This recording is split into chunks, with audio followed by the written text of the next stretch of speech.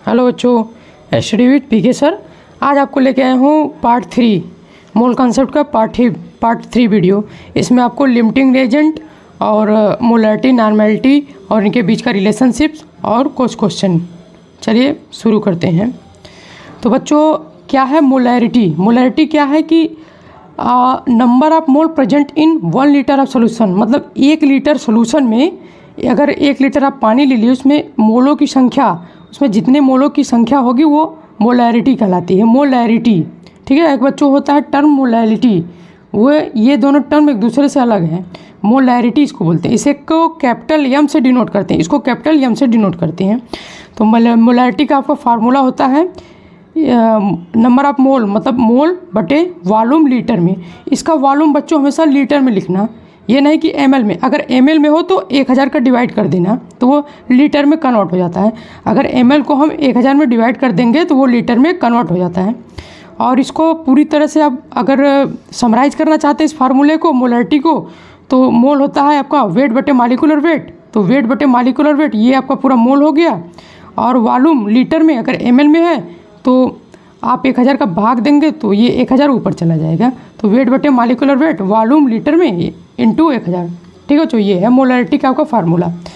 और दूसरा टर्म पूछता है क्वेश्चन में कि परसेंटेज, अगर आपका परसेंटेज दे और डेंसिटी दे, और उस समय मोलैरिटी के बारे में पूछे, क्या दे? परसेंटेज दे और डेंसिटी दे, और आपको पूछे कि मोलैरिटी क्या होती है, तो उस समय आप क्या करोगे कि जो x है उसको परसेंटेज मानो। x है उसको परसेंटेज मान लिया हमने, तो मोलैरिटी बराबर हो जाए 10dx, मतलब 10 डेंसिटी और x मतलब परसेंटेज रख देना, 10dx बटे मॉलिक्यूलर वेट, मतलब उसकी डेंसिटी रख देना। आपको मालूम है कि डेंसिटी क्या होती है बच्चों? डेंसिटी बराबर होती है, आपको नॉर्मल टर्म में मालूम है कि डेंसिटी इक्वल टू मास बटे वॉल्यूम। अगर आपको वॉल्यूम के टर्म में हो और डेंसिटी अगर यहाँ पे रखनी हो तो आप डेंसिटी को मास बटे वॉल्यूम के टर्म में लिख के यहाँ पे रख दीजिएगा। तो इसको आप याद कर लीजिए कि मोलैरिटी अगर डेंसिटी के टर्म में हो in the percentage, in the form of percentage, तो मोलैरिटी इक्वल टू हो जाएगी 10dx बटे मॉलिक्यूलर वेट, जहाँ पे x है आपका परसेंटेज, d आपका डेंसिटी, और मॉलिक्यूलर वेट है आपका जो एटम का मॉलिक्यूलर वेट होता है हमारे कंपाउंड का, ठीक है बच्चों। आपका इस प्रकार से परसेंटेज डेंसिटी वाली सवाल मोलैरिटी के टर्म में निकल आएगी, ठीक है। और आपका नॉर्मेलिटी क्या है बच्चों? नॉर्मेलिटी मतलब आप नॉर्मेलिटी समझने से पहले आप ग्राम इक्विवेलेंट, मतलब इक्विवेलेंट क्या होता है? एक टर्म है आपका, एक टर्म आपका इक्विवेलेंट वेट, इक्विवेलेंट वेट, ये टर्म है बच्चों। एक टर्म आता है इक्विवेलेंट वेट, ये क्या है? इसको हम ई से डिनोट करते हैं। किससे डिनोट करते हैं? ई से डिनोट करते हैं। ये होता है मॉलिक्यूलर वेट अपॉन चार्ज या वैलेंसी।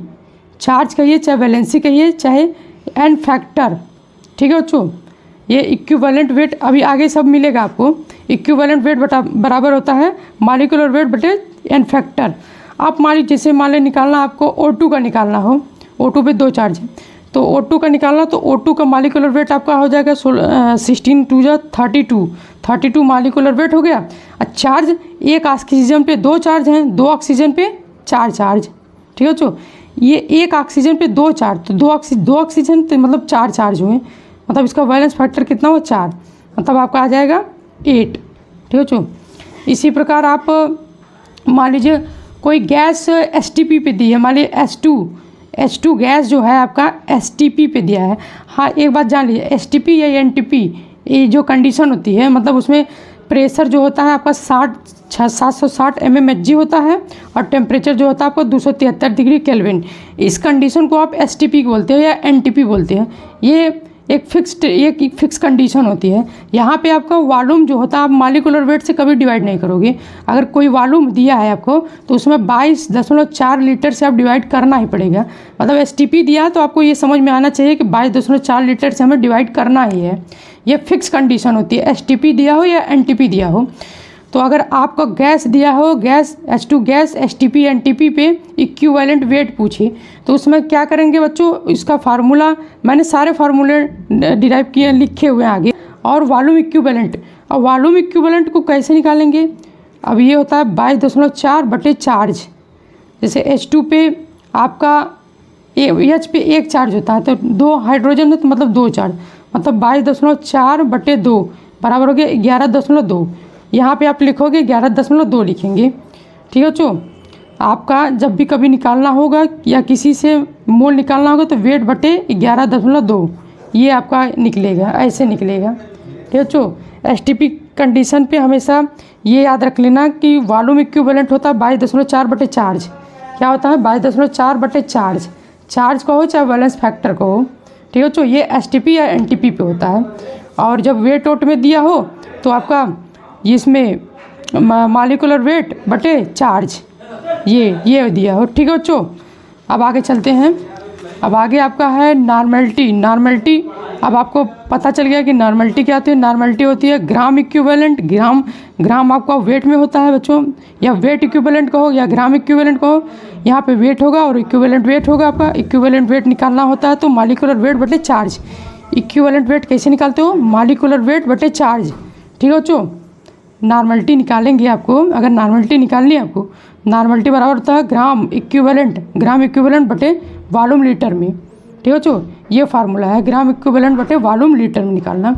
ठीक है बच्चों, अब आगे है relation between normality and molarity. Normality ये मतलब कैपिटल एम और कैपिटल एन में क्या रिलेशन है, तो आपका सिंपल सी रिलेशन है। वेल आपको नॉर्मलिटी बराबर होता है मोलैरिटी इंटू चार्ज। ठीक है जो अब चलते हैं नॉर्मलिटी। नॉर्मलिटी होती है आपकी, नॉर्मलिटी को एन से कैपिटल एन से डिनोट करते हैं। ये होता है ग्राम इक्विवेलेंट बटे वॉल्यूम लीटर में, ये आपको हमने बता दिया। ये ग्राम इक्विवेलेंट मतलब ये वेट है आपका और ये इक्विवेलेंट वेट है। इक्विवेलेंट वेट बराबर होता है मॉलिक्यूलर वेट बटे चार्ज। ठीक है बच्चों, और इसको वॉल्यूम लीटर से डिवाइड कर दो तो ये आपका आ जाएगा नॉर्मलिटी। और रिलेशन इनके बीच का है, नॉर्मलिटी और मोलैरिटी के बीच का रिलेशन है सिर्फ सिंपल सा है कि आप मोलैरिटी उसमें चार्ज का गुणा कर दो उसमें नॉर्मलिटी में, और अगर मोलैरिटी में चार्ज का गुणा कर दो तो आपका नॉर्मलिटी निकल आएगा। ठीक है बच्चों, अब अगला है आपका मोलैलिटी। ये सबसे इंपॉर्टेंट टॉपिक है, इससे क्वेश्चन भी एग्जाम में आता है। मोलैलिटी होता है आपका number of mole present in 1 kilogram of solvent, मतलब कि 1 किलोग्राम सॉल्वेंट में आपके मोलों की संख्या, जो जितनी मोलों की संख्या प्रेजेंट उपस्थित होती है वही आपकी मोलैलिटी कहलाती है। मोलैरिटी नहीं, मोलैलिटी। इसको हम फार्मूले से डिनोट, स्मॉल एम से डिनोट करते हैं। ये होता है नंबर ऑफ मोल बटे वेट किलोग्राम में। ये जो वेट होगा किलोग्राम में बच्चों ये सॉल्वेंट होगा। जो वेट लेना आप वो सॉल्वेंट लेना, सॉल्यूट मत लेना, क्योंकि जो अगर इसको फार्मूला को आप ओपन करोगे, आप समराइज इसको ओपन करके लिखोगे तो ये वेट है, जो आपका मोल का वेट होता है वो आल्ट होता है। जो आपका मोल का वेट होता है वो आपका वेट सॉल्यूट में होता है। जो आपका मोल का वेट होता है वो आपका सॉल्यूट में होता है। और जो आपका मोलैरिटी में जो वेट होता है नीचे वाला वो सॉल्वेंट में होता है। ये ध्यान देना, मोलैरिटी में ही आपका 2 वेट आते हैं, तो ये वेट है वो आपका सॉल्यूट है, और जो ये नीचे वाला वेट आएगा ये सॉल्वेंट है। क्योंकि हमें 1 किलोग्राम सॉल्वेंट में मोलों की संख्या जितनी होती है वही आपकी मोलैलिटी कहलाती है। तो ये आप मत भूलना, इसे स्मॉल एम से डिनोट करते हैं। वेट बटे मॉलिक्यूलर वेट ये आपका मोल है, जो वेट है ये सॉल्यूट है, और जो दूसरा वेट है वो सॉल्वेंट में रहता है। ठीक है बच्चों, अगर आपको ग्राम में हो तो 1000 से डिवाइड कर देना, डिवाइड करोगे तो 1000 ऊपर चला आता है। ये फार्मूले आपके। और relation between molality and molarity, आपका मोलैरिटी और मोलैलिटी में क्या रिलेशन है, इस पर बहुत क्वेश्चन आते हैं, एग्जाम में भी आते हैं।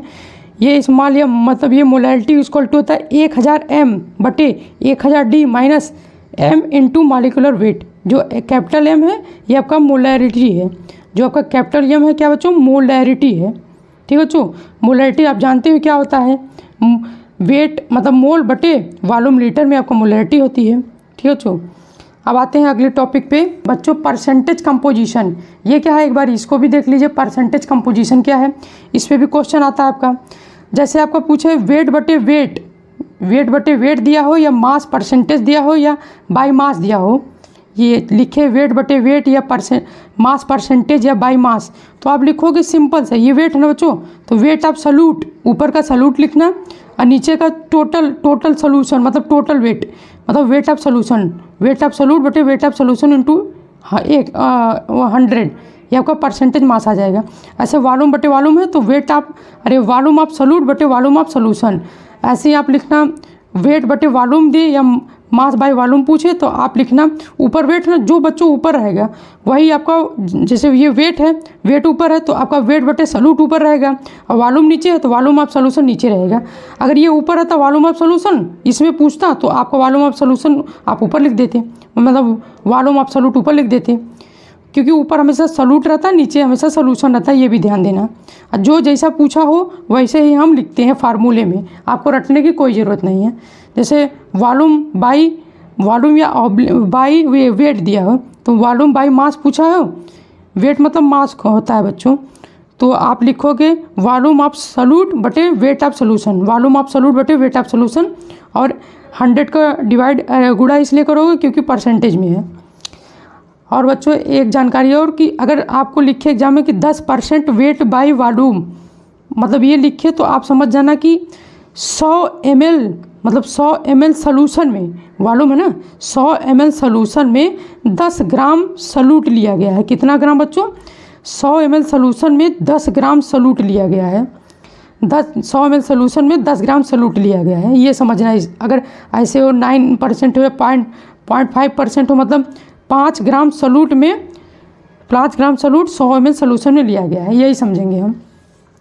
अब आपका भी मैंने इक्विवेलेंट वेट के बारे में जानकारी दी कि इक्विवेलेंट वेट होता है मॉलिक्यूलर वेट बटे एन फैक्टर, चाहे चार्ज का हो चाहे वैलेंस फैक्टर का हो।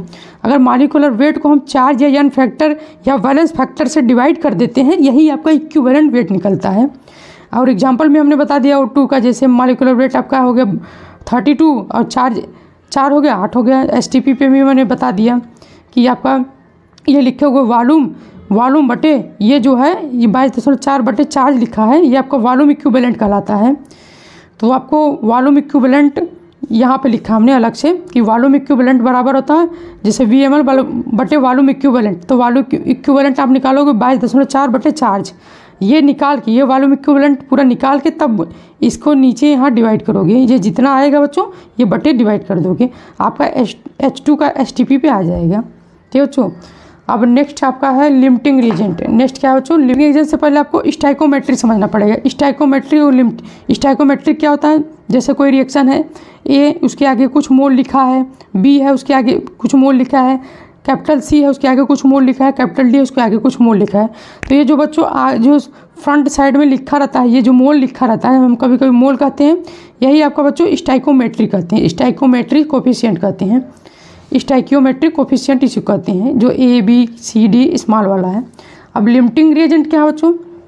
अब सुनो, सब मतलब इसमें कुछ स्टेप हो उसको अच्छे से फॉलो कर लो, आपको बहुत आसानी होगी। जैसे सबसे पहले फर्स्ट ऑफ ऑल आप रिएक्शन लिखोगे, जैसे आप रिएक्शन लिखिए CO + O2 बराबर CO2। ठीक है बच्चों, अभी बैलेंस मत करो, CO + O2 + CO2 ऐसे लिख लिए। फिर इसके बाद सेकेंड स्टेप में करोगे कि आप रिएक्शन बैलेंस करोगे, तो आप देखोगे कार्बन यहाँ पे 1 है, फिर यहाँ पे भी 1 है, ऑक्सीजन आपका 3 है, यहाँ पे 2 ही है।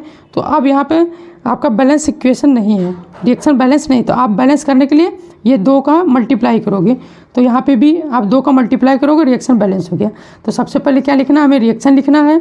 एग्जाम में जो क्वेश्चन आएगा उसमें रिएक्शन नहीं लिखा रहेगा, आपको अपने से हमने कुछ रिएक्शन मूल कॉन्सेप्ट फर्स्ट पार्ट में कुछ रिएक्शन इंपॉर्टेंट बताई थी कि यही बस पूछ ही सकता है, उसको आप याद कर लीजिए और वही रिएक्शन आपको दे तो आप ऐसे लिख देना, फिर बैलेंस कर देना सेकेंड स्टेप। और इसके बाद क्या करना?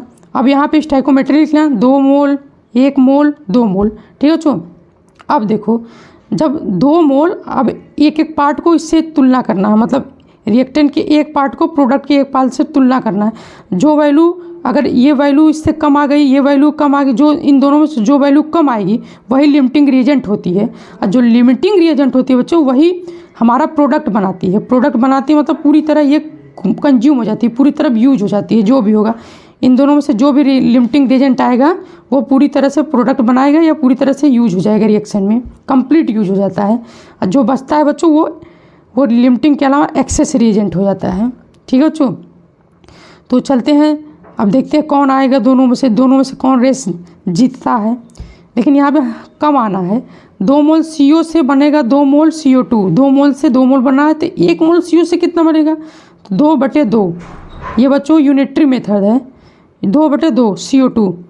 तो आपका जो क्वेश्चन में जो दिया रहेगा, जैसे मान लो CO का कुछ मोल और दिया है कि 0.5 मोल से कितना बनेगा CO2, तो आप 0.5 तो यहाँ पे 2/2 लिख ही दिए हो, यहाँ पे 0.5 का मल्टीप्लाई कर दोगे। फिर इसके बाद जो वैल्यू इन दोनों में जो वैल्यू लेस आएगी वही आपका लिमिटिंग रिएजेंट होगी। ऐसे ही आपको O2 के लिए करना है कि 1 मोल O2 से 2 मोल CO2 बन रहा है, 1 मोल से 2 मोल बन रहा है, तो इसलिए 1 मोल O2 से 2 मोल CO2 ही बनेगा। तो इसलिए आपका जो रिएक्शन में दिया है, जितना मोल O2 दिया है, जैसे मान लें 0.5 मोल O2 दिया है, तो आप गुणे 0.5 कर दोगे तो आपका 1 आ जाएगा। ठीक है बच्चों। और जो वैल्यू इन दोनों में से लेस होगी उसको हम लिमिटिंग रिएजेंट मानते हैं। लिमिटिंग रिएजेंट कहने का मतलब ये है कि वो रिएक्शन में पूरी तरह कंज्यूम हो जाती है, उसको रिएक्शन मतलब प्रोडक्ट बनाने के लिए वो पूरी तरह प्रोडक्ट बना ही देती है, मतलब कंज्यूम हो जाती है, पूरी तरह यूज की जाती है। ये पूरा इसका मीनिंग्स होता है बच्चों। ठीक है बच्चों। अब इसके हम क्या करेंगे, कुछ एग्जांपल्स देंगे। लिमिटिंग रिएजेंट के एग्जांपल देखिए।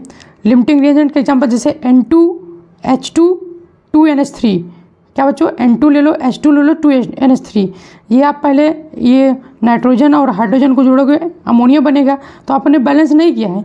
तो आप देख रहे हैं N2 2 है, यहाँ पे अभी बैलेंस नहीं है, 2 हटा दो या 3 हटा दो, तो आपको एक ही है, तो आपको बैलेंस करने के 2 का मल्टीप्लाई करना पड़ेगा।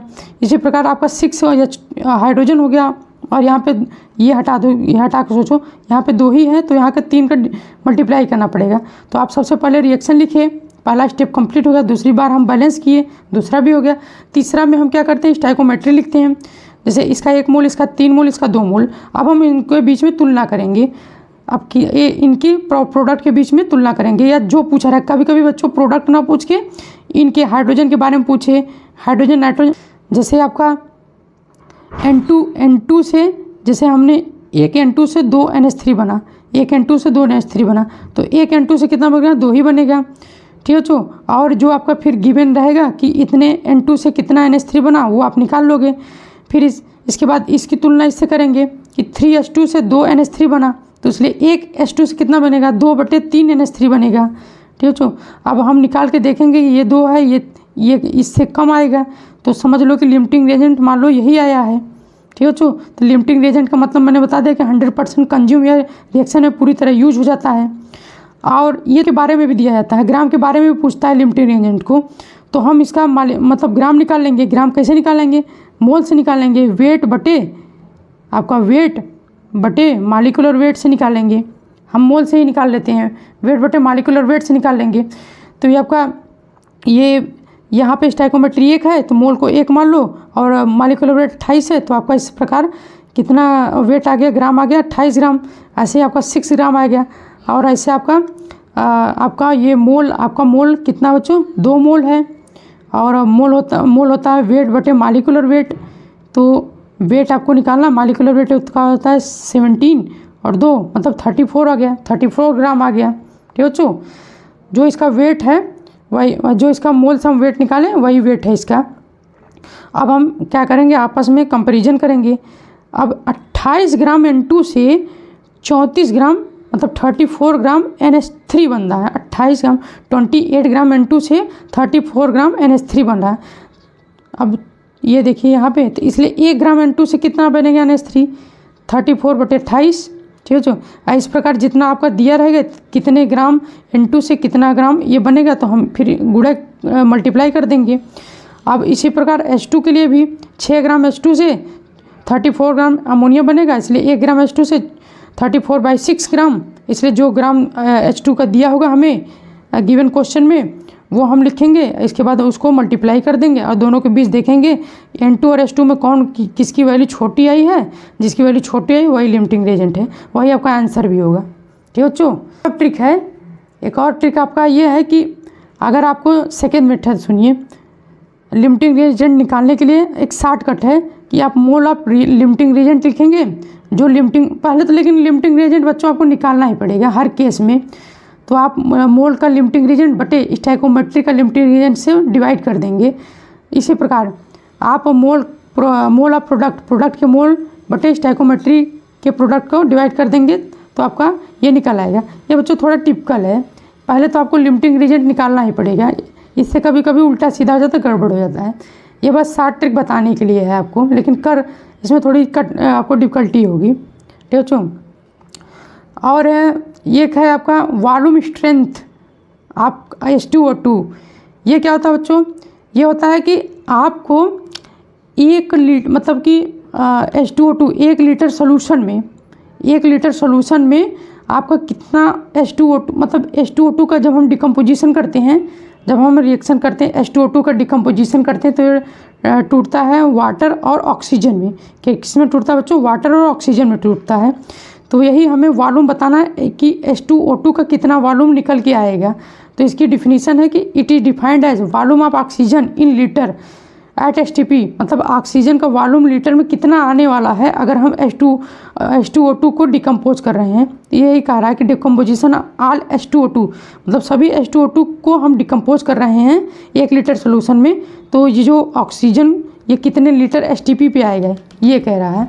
इसका मीनिंग यही होता है, वॉल्यूम स्ट्रेंथ ऑफ H2O2 का मीनिंग यही होता है कि 1 लीटर सोल्यूशन में हम जब H2O2 को डिकम्पोज करते हैं तो उसमें कितना लीटर या कितना वॉल्यूम ऑक्सीजन STP पे आता है, यही निकालना पड़ता है। तो आपको एक सिंपल सा फार्मूला, इस पे अभी क्वेश्चन आएगा तो बच्चों हम आपको अच्छे से बताएंगे। एक फार्मूला है शॉर्ट ट्रिक का, वॉल्यूम स्ट्रेंथ को हम S से डिनोट करते हैं। यह था 5.6 इंटू ये है नॉर्मेलिटी, क्या बच्चों, ये N कैपिटल N क्या है, कैपिटल N जो है आपकी नॉर्मेलिटी है। वॉल्यूम स्ट्रेंथ दिखाने के लिए 5.6 इंटू नॉर्मेलिटी। अब आइए बच्चों कुछ क्वेश्चन लगा लेते हैं, कुछ इंपॉर्टेंट क्वेश्चन देख लेते हैं। देखिए बच्चों, आपका मोल कॉन्सेप्ट और मोलर मास, इसका क्वेश्चन अब देखते हैं। जैसे आपके एग्जाम पूछता है which one of the following has maximum number of atom, इसमें सबसे मैक्सिमम नंबर, इस एटम में सबसे ज़्यादा मैक्सिमम नंबर ऑफ एटम किसका है, मतलब नंबर ऑफ एटम पूछ रहा है। नंबर ऑफ एटम आपको बताया है कि नंबर ऑफ एटम निकालने के लिए आपको बताए हैं क्या, mole into N naught Avogadro number गुणे एटम की संख्या, कितना एटम लिया गया है। तो आपको 1 ग्राम, पहला है ए ऑप्शन है 1 ग्राम Ag, तो आपका 1 ग्राम है तो वेट 1 बटे मॉलिक्यूलर वेट 108 होता है Ag का। एन नॉट सबके में कॉमन है और एटम कितना है Ag का, एक ही एटम है, ठीक है बच्चों। ये वैल्यू आ गई ए की, बी की देखिए 1 ग्राम क्या लिखा है 1 ग्राम Mg, मतलब वेट 1 ग्राम Mg का होता है 24 होता है मॉलिक्यूलर वेट आपका। ये नॉट इंटू एटम भी आपका Mg का एक ही एटम है, ठीक है। आप सी ऑप्शन देखिए, सी ऑप्शन है 1 ग्राम O2, तो O2 का आपका मॉलिक्यूलर वेट है तो होता है 32 इंटू एन नॉट, ठीक है बच्चों। अब आपका है 4th ऑप्शन लिथियम है 1 ग्राम लिथियम का आपका होता है 1/7 होता है आपका molecular weight, N naught into atom कितना है लिथियम का 1 है, लेकिन ऑक्सीजन के एटम बच्चों 2 है, यहाँ पे ध्यान दीजिए ऑक्सीजन का कितना है 2 है, और मैग्नीशियम का भी 1 है। तो अब आप 2 कर लोगे, 2/32 कर लोगे तो 1/16 आएगा, 1/16 आएगा। तो सबसे बड़ी वैल्यू तो बच्चों देखिए यही इसी क्या है, जिसका डिनोमिनेटर बड़ा होता है बच्चों, ये नोमिनेटर होता है, न्यूमरेटर होता है, ये डिनोमिनेटर होता है। ऊपर वाला न्यूमरेटर होता है, नीचे वाला डिनोमिनेटर होता है। जिसका डिनोमिनेटर बड़ा होता है उसकी वैल्यू कम आती है। तो किसकी वैल्यू बच्चों, किसका डिनोमिनेटर बड़ा है बच्चों, इसका डिनोमिनेटर बड़ा है मतलब इसकी वैल्यू सबसे कम आएगी। किसकी डिनोमिनेटर कम है, डी की डिनोमिनेटर वैल्यू कम है, तो इसलिए इसकी वैल्यू बच्चों ज़्यादा आएगी, मतलब डी ऑप्शन है, ठीक है बच्चों। आप न्यूमरेटर और डिनोमिनेटर से ही देख लेना और आपको क्वेश्चन में तुरंत सेकंड भी नहीं लगेंगे, आप वही ट्रिक मार दोगे। 11th क्वेश्चन देखिए बच्चों, 11th क्वेश्चन क्या कर रहा है, in which case is number of molecule water, मतलब नंबर ऑफ मॉलिक्यूल किस केस में सबसे ज़्यादा होगा। पहला ऑप्शन है आपका ए ऑप्शन है 11th कर रहा हूँ बच्चों। 11th इसमें आपका क्या दिया है बच्चों, देखिए 11th में दिख रहा है ना बच्चों, आपका सबसे मैक्सिमम नंबर ऑफ मॉलिक्यूल पूछा है। इसी टाइप का आपका 2025 में इस साल एग्ज़ाम में आया था। 18 ml मतलब वॉल्यूम दिया है, तो आपका मोल भी ऐसे निकलता है वॉल्यूम बटे मॉलिक्यूलर वेट, ठीक है बच्चों। तो आपका 18 ml 18/18 ये 1 हो गया, पहले का ऑप्शन 1 हो गया। लेकिन बच्चों हमको निकालना है मॉलिक्यूल निकालना है ना, तो मॉलिक्यूल बराबर होता है मोल बराबर मॉलिक्यूल बटे एन नॉट होता है। आप एन नॉट का डिवाइड कर दोगे, इससे गुणा कर दोगे तो आपका मॉलिक्यूल निकल आएगा। तो ये आपका 1 एन नॉट आ गया, इसका 0.18 आया तो 0.18/18 मतलब 0.1 n0 आ गया। इसकी वैल्यू है सी वाले की 0.00224। हमने बताया ना बच्चों, अगर आपको 22.4 लिखना है यहाँ पे 1 2 3 4, आप अगर राइट साइड जा रहे हो तो माइनस की जो आपका माइनस है वो 10 की पावर माइनस की संख्या बढ़ेगी। हमको 22.4 पे लगाना है तो आपको 10 की पावर -4 हो गया। ठीक है, अब इसको डिवाइड करोगे STP पे है ये तो 22.4 लीटर, ये आ गया आपका इतना n0 आ गया। अब आपका डी ऑप्शन देखिए, डी ऑप्शन आपका है 10 पावर -3 मोल।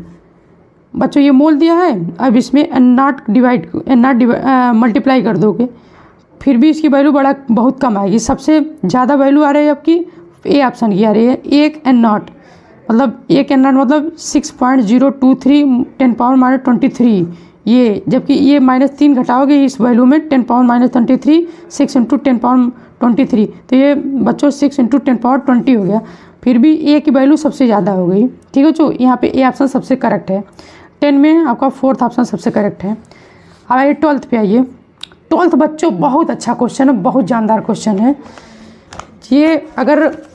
अगर कुछ बच्चे इसको छोड़ देंगे, सोचेंगे टाइम टेकिंग है, और जो अच्छे से किए रहेंगे वो बच्चों नहीं छोड़ेंगे। हमसे पढ़े रहेंगे बच्चों तो जल्दी से ट्रिकी वे में कर देंगे, थोड़ा लेट होता है इसको करने में, लेकिन बच्चों अगर हमसे पढ़े तो ये आपको ट्रिकी वे में बहुत जल्दी से सॉल्व करा देंगे। ठीक है बच्चों, इसको देखिए पहले 12th क्वेश्चन देखिए आपका। ये कह रहा है कि सपोज द एलिमेंट, 2 एलिमेंट है आपका x और y है, 2 एलिमेंट है। ठीक है बच्चों, 2 एलिमेंट देख रहे हैं ना बच्चों, ठीक है, 2 एलिमेंट लिया है x और y 2 एलिमेंट इनने लिया है, और कह रहा है कि इसके 2 कंपाउंड हैं। पहले का है आपका XY2, दूसरा आपका X3Y2। ठीक है, और इनके बीच का ये मोल दिया है आपका, मोल दिया है इनका XY2 का मोल दिया है 0.1, और वेट दिया है आपका 10 ग्राम, वेट दिया आपका 10 ग्राम दिया है। तो इससे आप मॉलिक्यूलर वेट निकाल लीजिए। मॉलिक्यूलर वेट निकाल लेंगे, वेट बटे मॉलिक्यूलर वेट होता है, वेट बटे मॉलिक्यूलर वेट होता है, तो आपका हो जाएगा आपका वेट बटे मॉलिक्यूलर वेट। ठीक है बच्चों, तो ये आपका हो जाएगा 10 × 10, 1/10 लिखेंगे, मतलब मॉलिक्यूलर वेट आपका आएगा 100 आ गया इसका XY2 का। इसी प्रकार इसका आपका मोल लिखा है X3Y3 का मोल आपका है 0.1, मोल आपका है 0.1, और इसका है, और इसका आपका वेट है 9 ग्राम, वेट कितना दिया है 9 ग्राम। तो अब बच्चों इससे मॉलिक्यूलर वेट निकाल लीजिए, 9 बटे 0.05 मतलब आ जाएगा आपका 9 बटे 5 × 100, मतलब 900 बटे 5 इक्वल टू आपका आ जाएगा 180 आ गया आपका। ये आपका इसका मॉलिक्यूलर वेट आपका 180 आ गया, और इनका भी। अब इस प्रकार हम आगे चलेंगे कि इनको लिखेंगे XY2 को हम एक मॉलिक्यूलर वेट, उसमें मॉलिक्यूलर वेट के फॉर्म में लिखेंगे, क्योंकि इनका मॉलिक्यूलर 100 आया, इक्वल टू दोनों का कर देंगे, तो x + 2y = 100 इक्वेशन फर्स्ट, और इनका लिखेंगे 3x + 2y = 180। ठीक है बच्चों, 180 इसका इक्वेशन 2। अब दोनों बच्चों हम क्या करेंगे कि दोनों को हम, अगर ये नीचे वाले इक्वेशन को हम माइनस कर दें, ठीक है बच्चों, अगर नीचे वाले इक्वेशन को हम माइनस कर दें तो ये वाला कट गया, ये आपका आएगा -2x = -80 आ गया, तो माइनस माइनस कैंसिल, मतलब x बराबर 40 आ गया। x आपका एटॉमिक वेट बच्चों निकल के आ गया। y का निकालना है तो इसमें रख देंगे वैल्यू 40 + 2y = 100, तो बच्चों अगर 2y = 60 y = 30, मतलब आपका x 40 आ गया और y 30।